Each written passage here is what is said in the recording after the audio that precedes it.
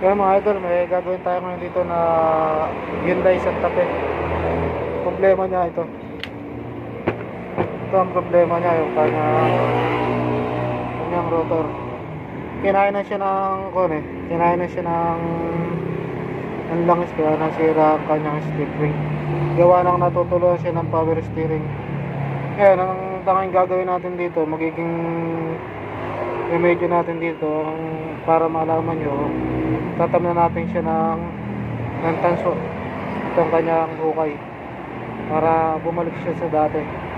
Pwede rin naman siyang palitan ng slip ring, kaya nga lang wala tayong slip ring nito po i-order pa natin, kaya nga lang ang kuko natin, subukan muna natin na repairin para makita nyo kung paano natin pag-repair nito. Palilitawin lang natin yung tanso nito, tapos saka natin lalagyan ng panibagong tanso. Ngayon, ganito lang gagawin natin.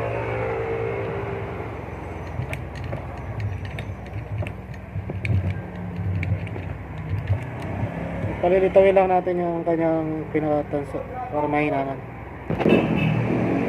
Meron tayo dito sukat na number 80 na auto wipe. Kaya ito gagamitin natin dito. Saktong-sakto lang siya. Kaya pag na-replace mo siya, tamang-tama lang. Ngayon, kakayasin natin to.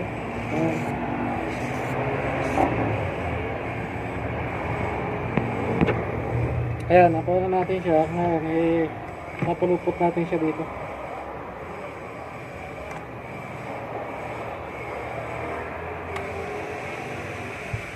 Ayan, ganyan lang mga idol. Tapos hihinangan natin. Ayan mga idol, tsaka natin siya ngayon hihinangan. Ayan, ayan ang ginawa natin. Hihinangan natin siya, tsaka ayan mga idol, hihinangan ngayon natin siya.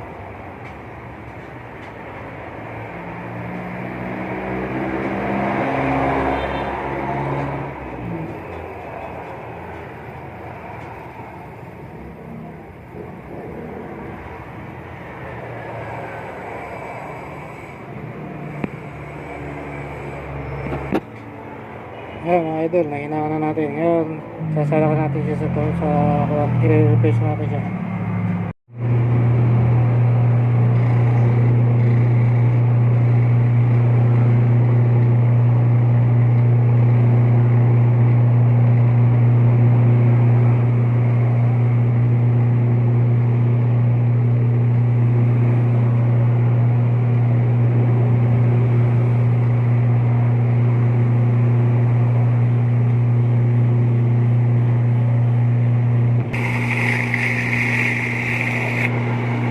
Kaya mga idol, ang kinalabasan ng ating ni-repair na slip ring